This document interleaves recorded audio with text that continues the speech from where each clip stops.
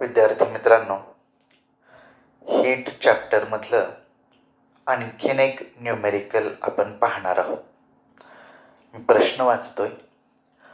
A calorimeter has mass 100 gram and specific heat 0.1 kilo calorie per kilogram per degree Celsius. It contains 250 grams of liquid at 30 degrees Celsius having specific heat of 0.4 kilocalorie per kilogram per degree Celsius. If we drop a piece of ice of mass 10 gram at 0 degree Celsius, what will be the temperature of the mixture? आता प्रश्न नीट समजून घ्या. एक कॅलरीमीटर आहे, म्हणजे भांड असतं ते हीट ज्याच्यातून बाहेर जाऊ शकत नाही किंवा आत येऊ शकत नाही असं भांड, हीट रेझिस्टंट मटेरियलचं त्याला कोटिंग असतं.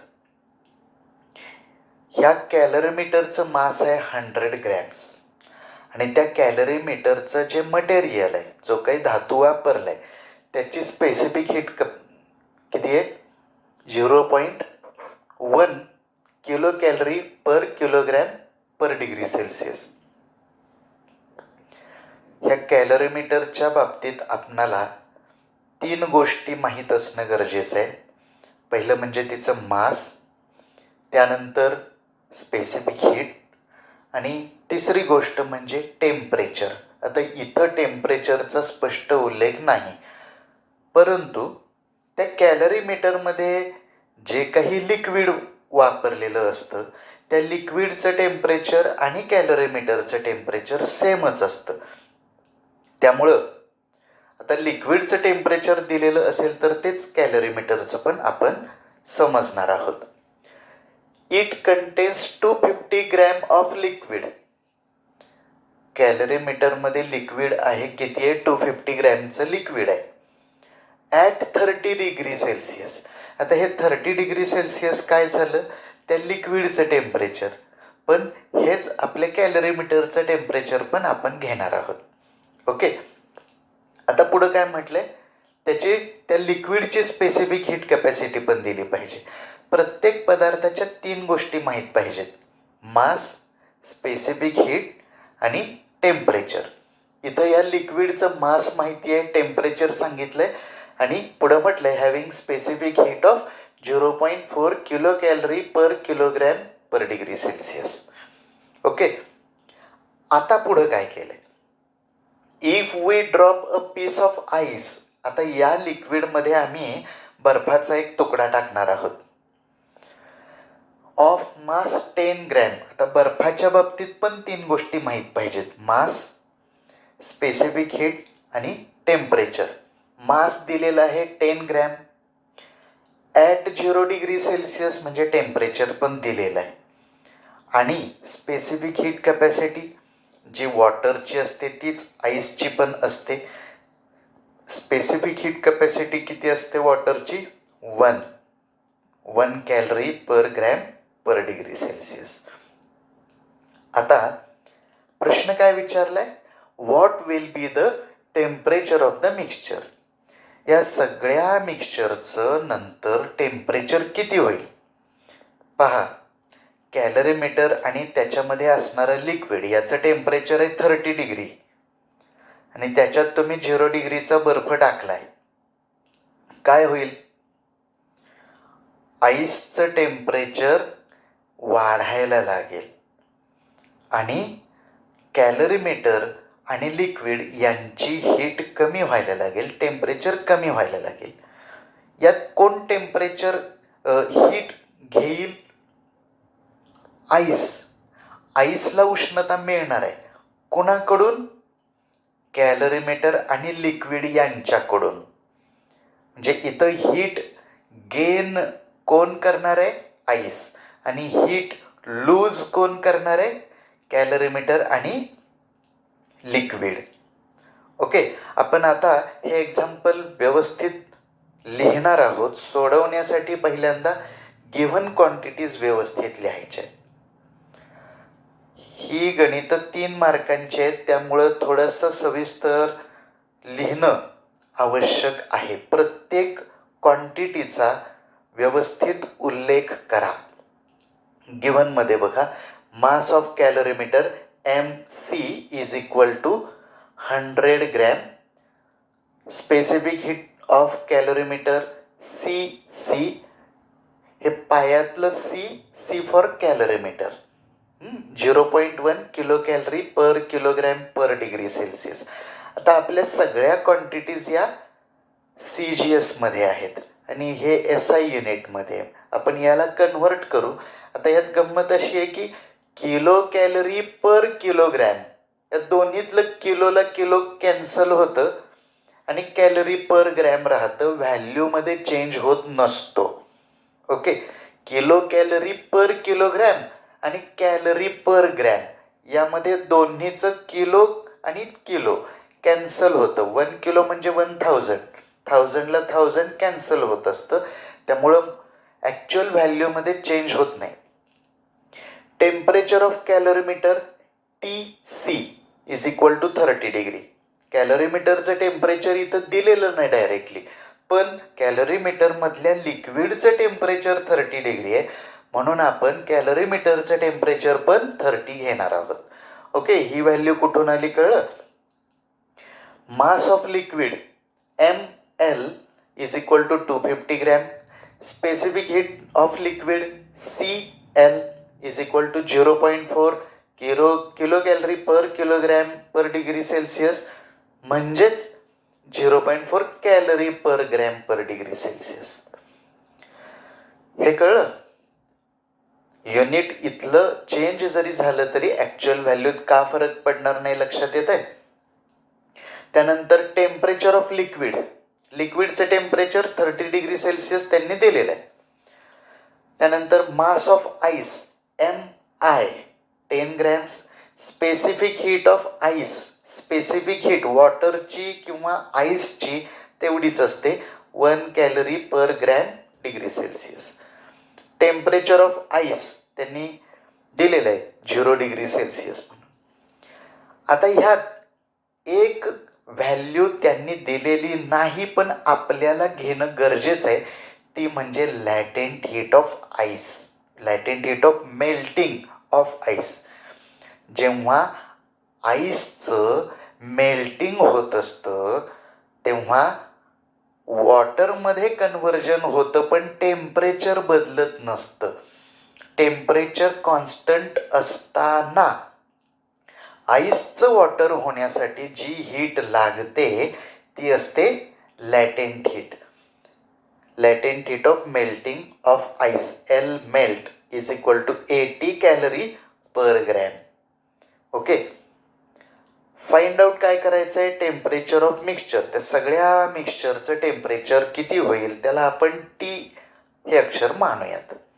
आता मगाशी सांगितल्याप्रमाणे इथं आईसला हीट मिळणार आहे आणि ती हीट दोन गोष्टींमध्ये वापरली जाणार आहे. पहिलं म्हणजे 0 डिग्री सेल्सिअसच्या आईसचं रूपांतर 0 डिग्री सेल्सिअसच्या वॉटरमध्ये होणार आहे, तिथं लॅटेंट हीट आपण वापरणार आहोत.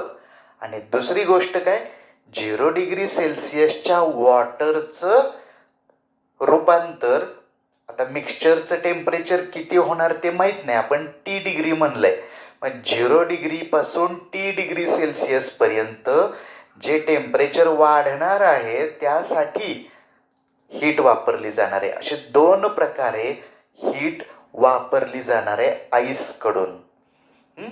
बघा सोल्युशनमध्ये, heat gained by ice while converting from ice to water at 0 degree Celsius, त्याला आपण Q1 म्हणूयात, is equal to MI into L melt. MI म्हणजे mass of ice into latent heat of melting of ice. हे mass 10, latent heat आहे 80, 10 into 80 800 calorie, एवढी heat बर्फाचं पाणी होण्यासाठी लागली. Heat gained by water to raise the temperature from 0 degree Celsius to T degree Celsius is equal to, त्याला आपण Q2 असं म्हणूयात, इज इक्वल टू, आता फॉर्म्युला आपल्याला माहिती आहे MC डेल्टा T, तर इथं MICI आणि डेल्टा टी ह्या व्हॅल्यू आपण घेऊयात. आता इथं आईसच्या व्हॅल्यू आणि वॉटरच्या व्हॅल्यू सेमच असणार आहेत, त्यामुळे आपण त्यात बदल करणार नाही. MI10, मास ऑफ आईस 10 आहे, म्हणजे वॉटरचं पण मास 10च असणार आहे. स्पेसिफिक हीट 1 आणि डेल्टा टी म्हणजे चेंज इन टेम्परेचर असतं. हा ग्रेटर टेम्परेचरमधून लोअर टेम्परेचर मायनस करायचं असतं, T -0. Therefore Q2 is equal to 10T calories. आता या दोन प्रकारे आईसनं हीट वापरलेली आहे. Total heat gained by ice is equal to Q1 plus Q2 that is equal to 800 plus 10T calories. Okay, हे लक्षात येत आहे. आता ही जी हीट आईसनं मिळवलेली आहे ती कोणाकडून आली? कॅलरीमीटर आणि लिक्विड यांच्याकडून. मग आपण काय म्हणणार आहोत? According to the principle of heat exchange हा उल्लेख करायचा. Heat gained by ice is equal to heat lost by calorimeter plus heat lost by liquid.